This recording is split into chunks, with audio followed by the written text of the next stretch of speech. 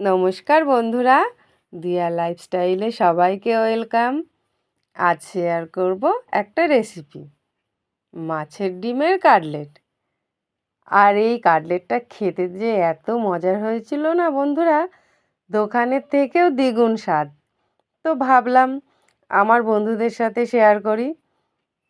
তো মাছের ডিমটাকে আগে আমি ভেজে নিয়েছি, অল্প ভেজে গুঁড়ো করে নিয়েছিলাম। তারপরে আলুটাকে সেদ্ধ করেছি।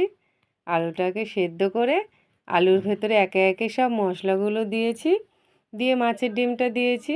মশলা বলতে নুন, হলুদ, আদা রসুনের পেস্ট, আর জিরে গুঁড়ো, ধনে গুঁড়ো, একটু সামান্য গরম মশলা দিয়ে ভালো করে মাখিয়ে নিয়ে এরকম একটা শেপ দিয়েছি। দিয়ে বেসনে চুবিয়ে বিস্কুটের গুঁড়োই কোট করে নিয়েছি। আর আমি তো এরকম শেপ দিয়েছি, আপনারা চাইলে আপনাদের ইচ্ছা মতো শেপ দিতে পারেন।